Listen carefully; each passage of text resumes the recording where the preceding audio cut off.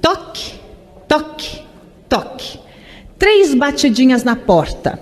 E aí, quem está do lado de dentro pergunta: quem é? E a resposta é a Polícia Federal. Fala, seus mal diagramados. O ministro do STF, Luiz Roberto Barroso, é como um relógio parado e já acertou pelo menos 2 vezes na vida. A mais recente, vocês devem recordar, foi quando ele disparou uma provocação que já nasceu clássica. Perdeu Mané, não amola, se referindo à derrota de Jair Bolsonaro na disputa pela presidência contra Lula em 2022. Perdeu Mané, não amola. Porém, 4 anos antes, ele também mandou muito bem ao elaborar uma frase que se encaixaria tranquilamente em um roteiro do Ingmar Bergman. Ela foi endereçada ao Gilmar Mendes, mas eu acredito que define melhor todo e qualquer cidadão que cravou 22 nas urnas. Me deixa de fora desse seu mau sentimento. Você é uma pessoa horrível, uma mistura do mal com atraso e pitadas de psicopatia.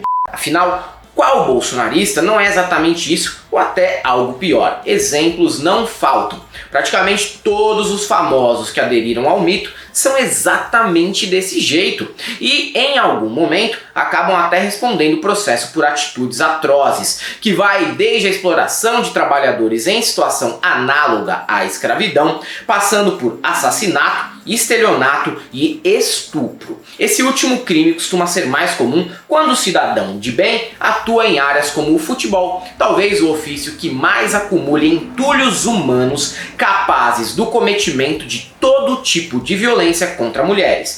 Daniel Alves é o mais recente exemplar dessa tendência entre os jogadores que fizeram a arminha com a mão.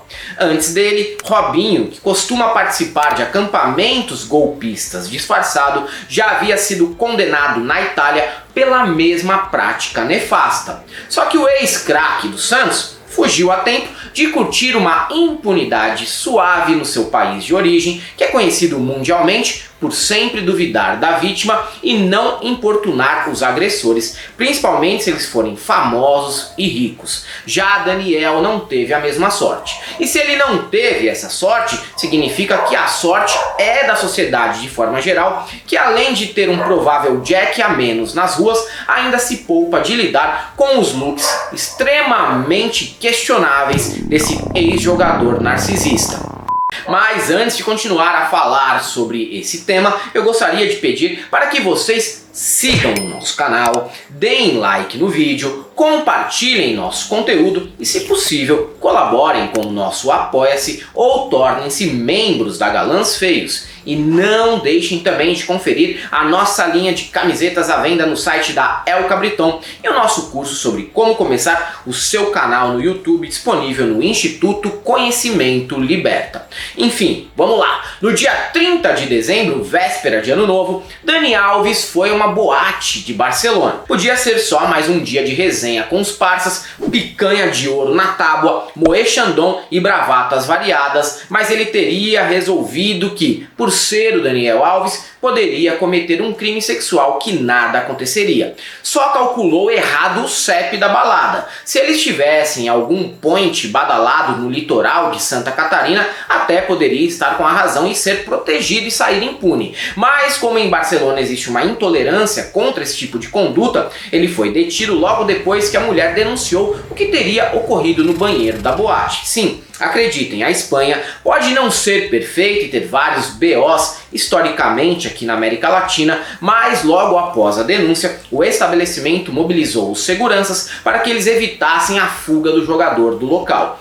Mas a situação do cara se complica ainda mais durante os depoimentos. No primeiro depoimento, ele disse que estava sentado no vaso sanitário com as roupas quando foi abordado pela mulher que sentou no seu colo. Por que alguém fica sentado num vaso sanitário sem abaixar as calças para soltar o Barroso ainda é uma incógnita para mim. Depois ele mudou a versão e disse que levantou quando a vítima entrou na cabine, mas a prisão foi decretada quando a mulher descreveu em detalhes a tatuagem de meia-lua que ele tem na virilha. Só o fato de ter esse tipo de tatuagem numa região íntima já seria motivo suficiente para exigir a prisão de Daniel Alves. Mas não contente em ser um cafonalha convicto, ele ainda quis forçar uma mulher desconhecida a ver o pavoroso desenho de perto. Com esse detalhamento do que ocorreu, o Pumas do México rescindiu o contrato com o atleta compulsoriamente aposentado por justa causa. Ele foi recolhido inicialmente na cadeia de Bryan's 1, com celas que acomodam confortavelmente até 200 detentos, mas depois foi transferido para Bryan's 2, cadeia 5 estrelas, com apenas 80 detentos por cela e até acomodações individuais para famosos.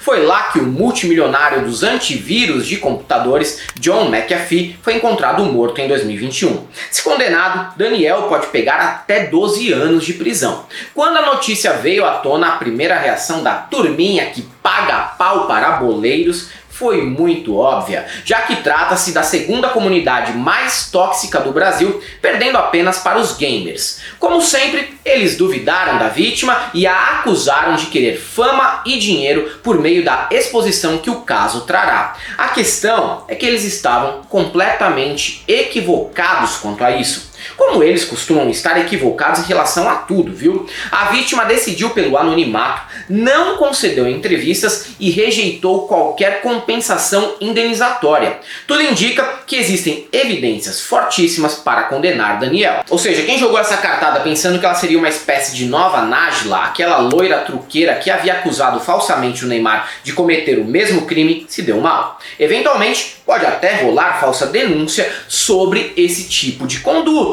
Pode sim, mas é uma exceção e não a regra. E não adianta especular os motivos da mulher ter entrado no banheiro ou consentido alguma intimidade com Daniel para passar pano para o atleta. Se ele ultrapassou qualquer acordo, como forçar uma relação sem preservativos, já está totalmente errado. Fora que já encontraram indícios de sêmen no vestido da mulher, o que piora a situação dele. E verdade seja dita, a maioria dos homens ficou mais indignada com a convocação de Daniel para jogar a Copa do Mundo do Catar do que com essas denúncias. E quanto ao futebol em si, ainda vale mais um comentário. Daniel Alves, no auge dos seus quase 40 anos e jogando ridiculamente, só foi levado para o Mundial por entrar na cota pessoal do técnico Tite. Ele bancou o jogador por considerá-lo um homem de confiança e um líder nato dentro dos vestiários e concentrações, capaz de unir e guiar os jovens talentos da seleção.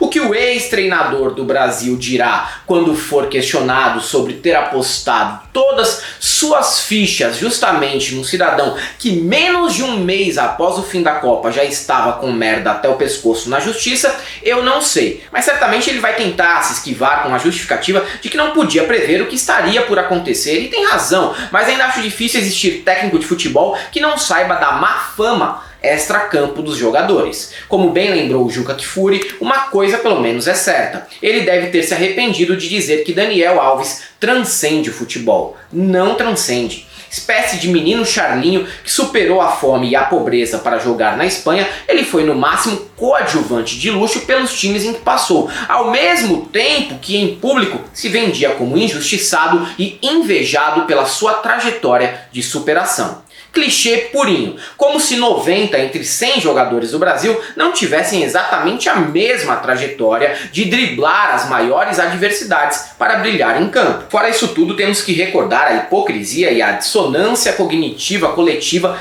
existente nos discursos e nas práticas desses bolsominions do futebol.